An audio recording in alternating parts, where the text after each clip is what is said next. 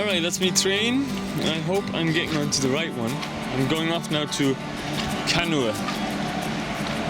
We'll see.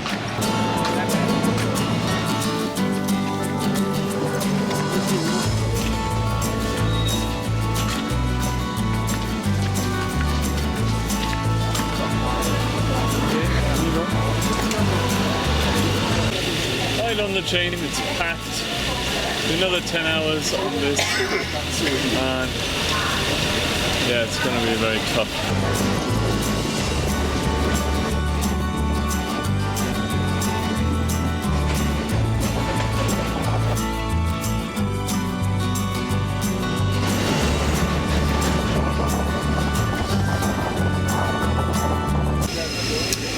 Right, so I'm on my way to get some stingless bees, and basically the reason I want to get this bee is because it would be a great bee to give to the villagers. It's a small, tiny, the tiniest bee you could ever imagine, not that big. And the honey is a medicinal honey, so it's worth about $60 a kilo, which would be great income for any kind of village person to actually get involved in. Now, the guy who's going to sell me the bees is also going to teach me how to look after them. It only takes about 3 hours to learn how to look after them, not like the normal bees where it takes like several years to learn how to look after them. So that's it. On my way there now. So I'll just spend a bit of time on the train, about 10 hours, eating lots of food and drinking lots of coffee. I'll have some coffee. Coffee, one coffee please. That's great. Thank you very much.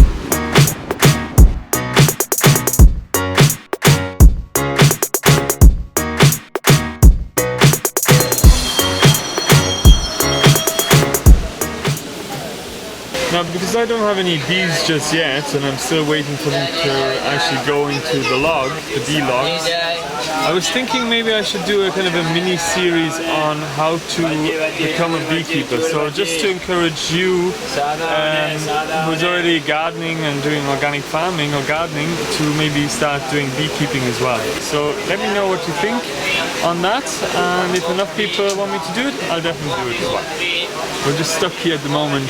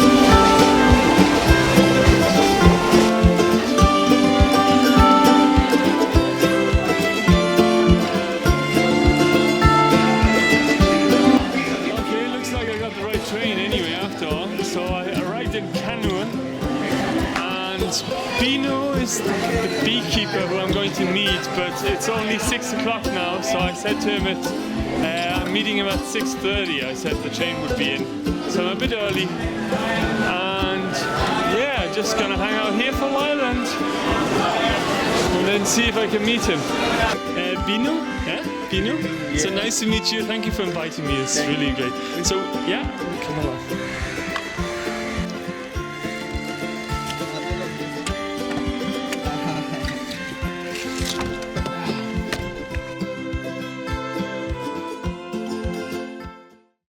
Now, this is where I stayed last night. We spent 2 hours more with this car, basically driving to Alakode, and I didn't want to film last night because I was just too tired.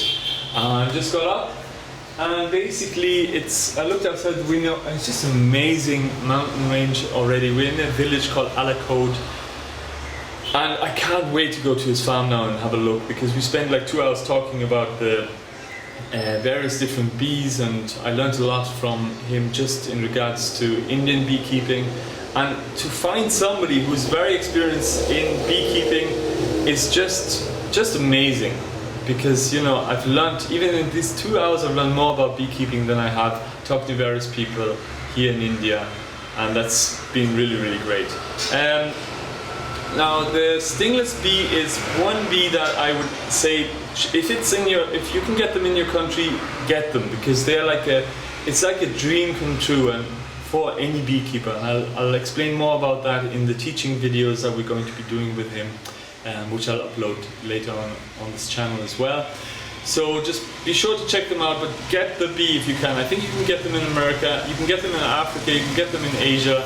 So it's well worth the effort, because they are no effort whatsoever.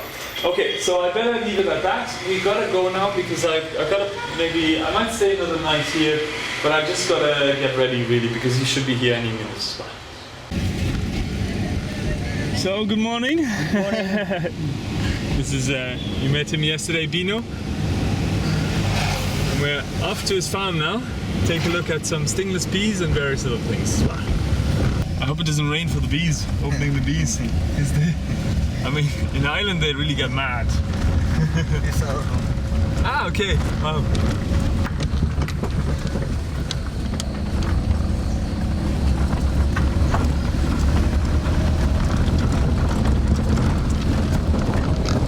This is what I told you, the honey tree. Ah, this one here is the honey tree. Yeah. Okay.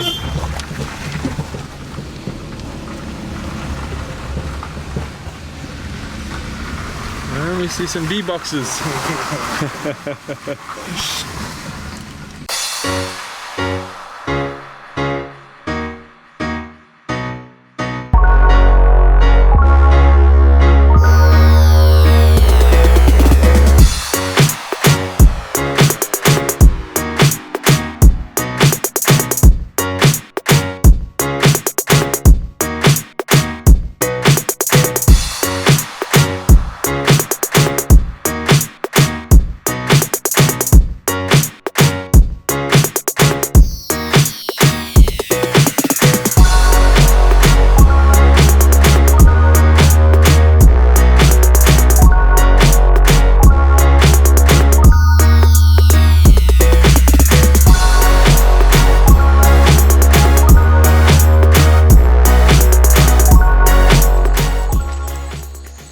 So these are then the basis of your stands? Yeah. Oh, there's a scorpion. You get everything, huh? We'll just get that on camera. Nice scorpion. Wow, that's amazing. Are they very poisonous? Yeah, it's very poisonous. Okay, better not go near them. This one what you are seeing is coffee plant. Uh-huh. Okay, these are the seeds of coffee plant. Really, coffee? That's coffee, my God. Yes. Then what you have to do is, when it is red, after 1 month time, Yeah. then we'll collect all. Then we dry it. Yeah. Then we turn it, we make hot. Yeah. Okay, then it will be black color. Yeah. Then there is a small skin here. We'll remove it. Once it is hot, it will automatically remove. Then this will be 2 parts. So the 2 coffee bean halves that we're used to. Beans. Then I see you have to take away the skin. yeah. Then what we have to do is we have to powder it. That's all. It's something that we drink so much of, and we never see the plant. You know, so for us it's like wow, amazing. And this is you were just showing me on the way up. This is a old variety of pumpkin or squash. Just look at that fella. Hello. It's amazing. He says it actually grows quite long as well. It'd be great if we could get some seeds of that. Oh my God. Alright, so just got back to the room just now. It's about 9 o'clock at night. Just have a quick shower, and then we're getting up at about 6 in the morning to go out, and we're gonna start at 7, basically just filming some more about the workshop, and it's going really, really great. I'm just learning so much about the stingless bee, and we've got some really amazing footage as well to share with you in the future videos, so be sure to check those out. That's it. What a nice bunch of people, you have no idea.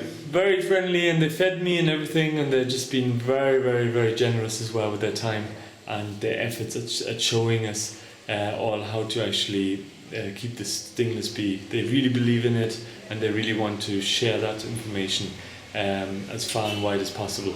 That's kind of the sense I'm getting. Okay, so good night, and I'll see you in the morning.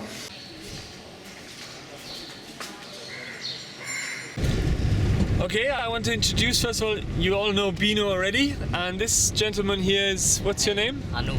Anup. Anup or Anu? Anup. Anup. And basically we're now heading off to Binu's father's forest, and it's a forest that basically has been just left go wild for about, what is it, 40 years or so? Yes, getting to 40 years. So we should see a lot of kind of nature, but also a lot of big trees and different things like that as well. Wild trees, especially. Okay. So you're also into natural farming as well.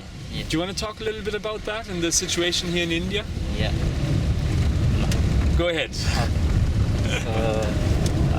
I was raised in Bombay all my life. At the age of 26, I decided, I've been going through a lot of changes, the global warming things, and the way we eat our food. So I decided, why not, get back to the roots and start doing farming. That's how I decided in 2009. I came back to my native place, started practicing farming. But it was extremely difficult for me to get cow dung, pure cow dung, because there are no cows here in Kerala. It's all hybrids. Okay. So 90-95% of the cows are genetically modified, or they're hybrids. Practically, they're not cows. Yeah, they're not genetically modified, but they have a lot of antibiotics and things like that. Correct, yeah. So that's when I decided to get a cow, and then I've been searching everywhere. Yeah. And the thing is, when I keep running behind certain things, sometimes I get hold of those. So I got a couple of cows. I have dwarf cows. Dwarf cows, yeah. Same as Binu. Yeah, same as Binu. So, and then one of my friend, clicked some photographs and used it through a social media platform to share it. And someone used those photographs for organic meat. And then I came to know about the story a couple of months later after the event. And then I said, okay, wonderful. Why not I start documenting some of the things, since I've been working online. And then I decided to buy a website. Because your experience was previously in IT. Basically on websites. So that's how I decided to start the naturalfarmerskerala.com. And then I started documenting. Initially it was about documenting and getting more farmers into the platform and getting more details, like a social media for farmers.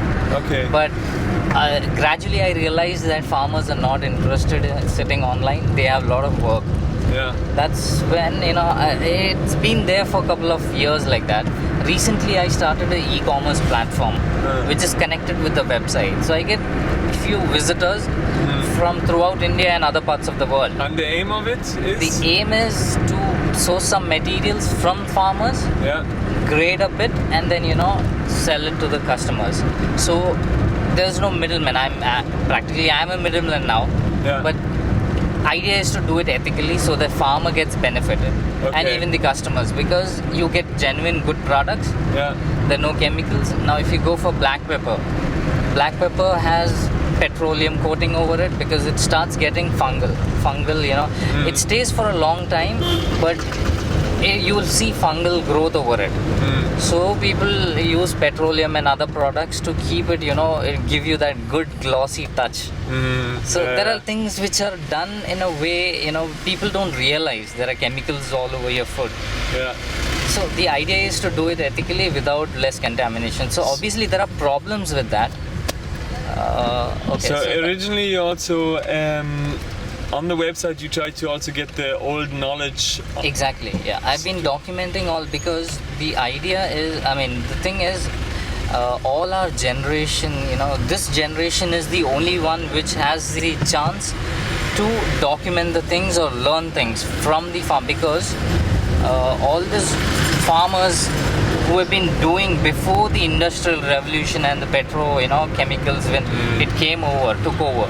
The Green Revolution in the 1970s. Yeah, Green Revolution. So those people are in their very old, they're like they're like in their 60s and 70s. Okay. So they are the people who know the real things without the chemicals, how to do farming. So once they are gone, everything is gone forever. You will have few people doing here and there with the knowledge which is left over in the books, but you need practical experience. That's correct. Oh yes. Yeah. So this is the right time. This has to happen in every part of the world, not just India. And you're doing that work still on the website as well? Yes, I am practicing things and I am also documenting things. Excellent. What's the website if people are interested? It's Natural Farmers. Yeah. It's NATURAL, Natural. Natural Farmers. Farmers with S, Farmers, Kerala. Kerala.com. Yeah, I've seen your website. That's how I got in touch with Binu. Because I've been documenting about bees, and Binu dropped on my website and dropped me a mail, and that's how we got connected. Ah, very nice.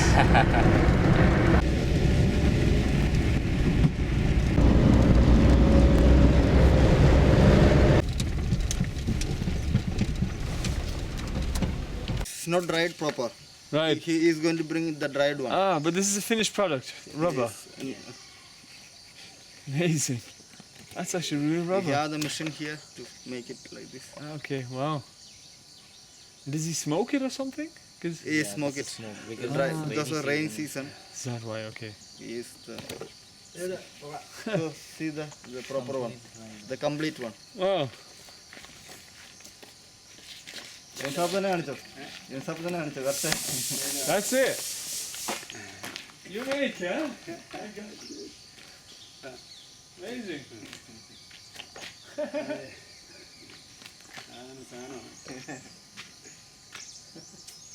Amazing, eh? Wow. Old scraping has to be removed first.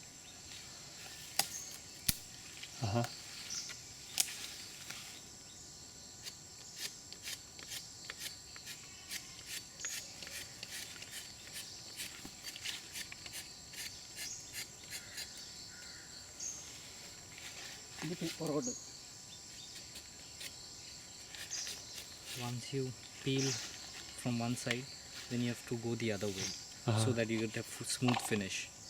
And you have to make sure that you don't damage the hardwood. Okay, so you should only peel the outer bark.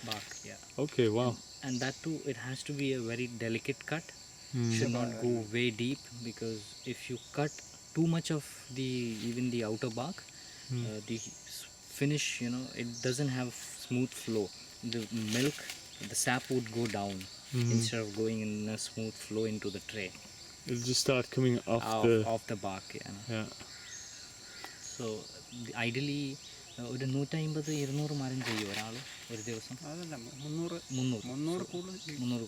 So ideally a person would do 300, close to 300-350 tapping one single day in the morning. In the very early morning. Yeah, early morning. Like they start by 3 or 4 in the morning and wind up by 6-7, and then by 8:30 they start collecting the sap, because that's when the sun comes out and the milk, the tree holds back the sap. It retains, because it increase in temperature, the milk flow stops, the sap stops. Yeah. And then whatever the accumulated is, you collect by 8:39. Oh wow, okay. That's how it works. And that's like the rubber bands. That's the waste you took off the... You can actually make rubber bands from this. I would imagine. And even this goes as in the market as second grade, rubber bands. Okay. So the mat that you saw earlier is the first grade, the dried one. All this waste which accumulates... 63 rupees kilo. Oh, this is 63 rupees. The other one, the good is 150 rupees. Okay. Yeah. and then you have all this accumulation in the tray and everywhere, which Yeah. gets passed on Okay. in the Well- second grade market. Thank you for showing us. Very kind of you. Thank you. Tell him thank you. Yeah. Yeah, Thank you. Okay, good. Okay. The thing is, this tree has loose its sap here. It's got an Okay. infection. Okay. So he cannot tap here. There's no milk on the down portion. There, from the other side, it would go up the Yeah. sap, and then So from the you're top. leaving actually half so that the sap can still rise and keep the tree healthy. Huh? Exactly, yeah. One side you cannot tap the complete bark out. Uh-huh. There has to be a way which connects. And he's doing like a reverse tapping. Okay. That's because this portion is damaged now. Okay. Yeah. If you feel, see, this is a dry bark. See. So how long can you actually keep tapping? 30 years, 30 ವರ್ಷ ಹತ್ರ. 30 years is the life of one rubber So I tree. heard you do like 5 years, 10 years like this, and then you switch to the other side. No, the thing is, the bark that is gone, after a couple of years, the bark will come back. Okay. Then again you can start tapping here. And you don't switch to the other side. See, what happens is once you tap this side, see Yeah. if you come over here, you can see the bark which is growing back again. Okay. This is gone, Yeah. so this is a new bark. Oh, the new back underneath. Yeah. Very good. You tap for 5 years here, Yeah. and then another 5 years here, and then again you come back on this portion. So you start 5 years, 5 years, 5 years like this, huh? Yeah. Okay. But this is damaged, or else you can tap here as well. I see, yeah. But I like that about the bark coming back. That's nice, huh? And when is the tree kind of finished? 30 years, 30 years and then, then you send it for soft wood for making furnitures or burning okay. fuel. Yeah. And you just keep replanting. Oh. Wonderful. What are all the green covers you can see in the background? That's to protect it from rain, is it? Or, yeah? Yeah, that rubber tapping happens during when there is rain you cannot tap Okay. because you'll have rainwater mixing with the Yeah. rubber Okay. sap. So you Yeah. have this protective cap over it. So you can actually harvest in Even monsoon during times, monsoon time, yeah. That's that's amazing. Okay, thank you so much. Thank you. Thank you. So that's your forest. And tell us a little bit about it. You just let it grow. You can tell us. Go on. What happened is this is like, see, if you look the things Okay. around here, Yeah. this is how a typical farm looks like Yeah. Okay. in this mountainous region. But what his dad has done is, Yeah. instead of clearing the forest, Yeah.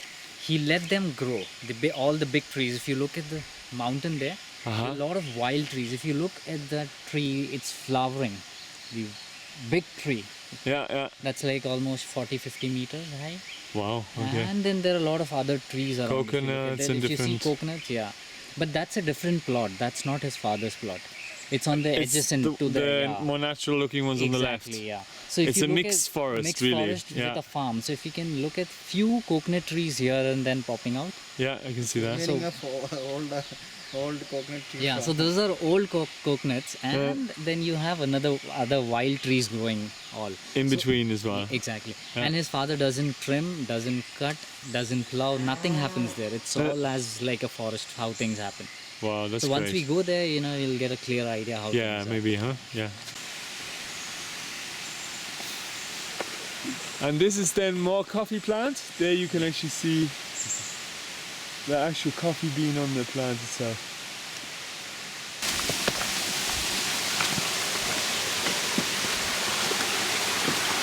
Okay, start that again. So from here onwards our forest starts. Okay, you can look at the tree size and everything. It start. Oh wow. It's nice. And there's actually people just living here in the forest. Huh? Nice. Very lucky, no? What's that? Tamarind, the Gambodia. Ah, okay. This is tamarind tree. No, No. the long, not the long tamarind. Ah, It's the other tamarind. so So a different variety of tamarind? Yeah. Yes. And you can eat it also? Yeah, you can eat it. It's very, I mean, you cannot eat it easily. This palm, I mean, palm, fishtail palm. Yeah, it's fishtail palms. Fishtail palm. Which one? The big ones. See, look at the. Ah, look at yeah. the I've leaf seen them end. often before and I was Yeah. wondering, I've never seen that size though. You have very big one also there. You can get Fish palm, Tail. fishtail palm. Fishtail palm. And what's the use of it? This is the, I mean, from Is a very good source for Malabar civet. Malabar, what? Malabar civet. It's the wild cat which has become almost extinct. Malabar civet. Civet. What is civet? Civet. Civet. It's like a cat. A wild cat. A wild cat, Yeah. but it looks like a rodent. And it eats it. Or what? It eats the ripe fruit of this tree, fishtail palm. Okay. But So there are a lot of other there are other birds and other reptiles which survive on this fruit. uh-huh. And the other thing is about this heartwood. There's no heartwood in this. It's like a hollow trunk, like a coconut. Uh-huh. But the outer portion has a very strong, carbon-rich Yeah. strands. Yeah. Which is very like it's like a steel. It's that hard. Okay, And wow. in olden days, these were used to make platforms for cattle, cows, and all. It's that hard. these days we for Spade and to make spade and other things, We use the stick, use the the same stick. Okay. It's that strong. It's like a steel, Uh-huh. yet flexible. Yeah, even if- Oh, I see it. Okay. So this Yeah, this so- whole thing is like rich, loaded with fruits. So that whole thing there is the seeds. Yeah. Thousands of seeds മരപ്പട്ടി and fruit. മരപ്പട്ടി എന്നാ ഞാൻ പറഞ്ഞ Malabar civet. അല്ല മരപ്പട്ടി ഇല്ല മരപ്പട്ടി Malabar civet. അതിൻ്റെ കറുത്ത കല്ലും ഇതില്ല കറുത്ത.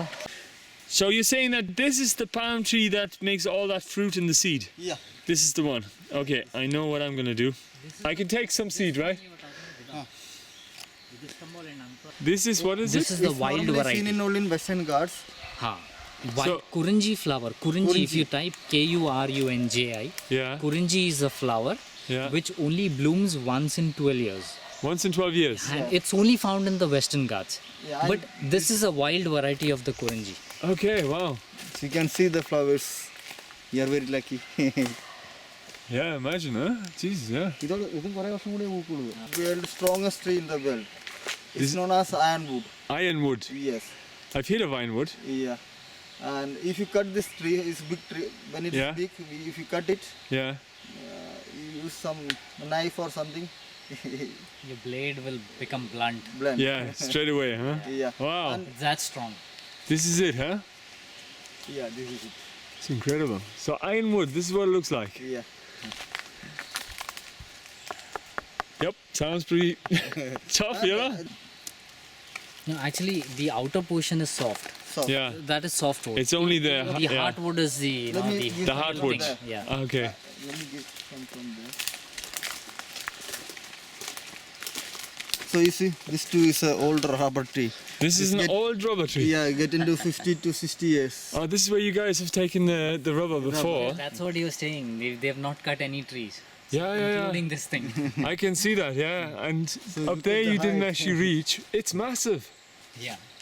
Generally, the trees are half the size of, not even half the size of this. This is actually a wild pepper. Yeah, it's also wild pepper. We planted any pepper here. Yeah?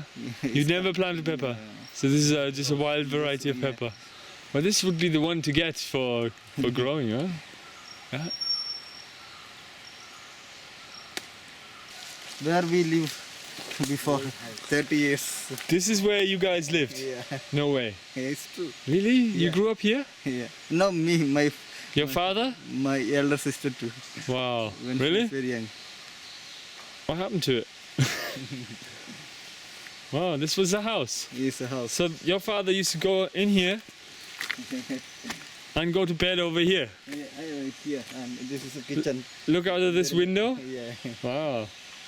You can't imagine it nowadays, huh? yeah. Small house. Earlier, people used to just use house to live. Yeah. During the night. To sleep and that's sleep. it. That's it. Yeah. All the other things will be done outside. All Alright, so we're heading back now. Yes. Binu is basically dropping me back as well, and he's been very, very kind and generous. He's given me all sorts of different plants and yams and old varieties and original varieties of Kerala. There's a sweet potato in here as well, that is a nice big one. And what's really important is we've got the bees. There they are. So I'm going to take them. There's 2 different varieties of stingless bees in there. We're going to take them back now to the farm and start trying to multiply them as well. So I just wanted to say a big huge thank you to Binu. You've been very generous, and thank you so much for teaching me everything that you did as well. Thank you, Mr. David, for coming to our place and recording all this stuff and sharing to the world. About the stingless bee. Stingless bees. So, thanks, man. Thank you too. So we'll stay in touch, and I'll come back in February. Okay. All right. Thanks. Bye.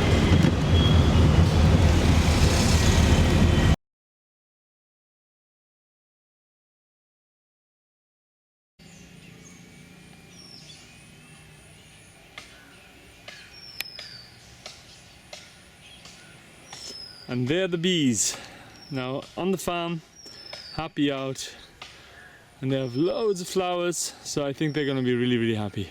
So I brought 2 colonies, and I stuck one in this tree here, and one way over there as well. So that's it. Hope you enjoyed this vlog, and yeah, just make sure to check out the videos on how to basically keep the stingless bee. And as always, thanks for watching. I might see you in the next one as well.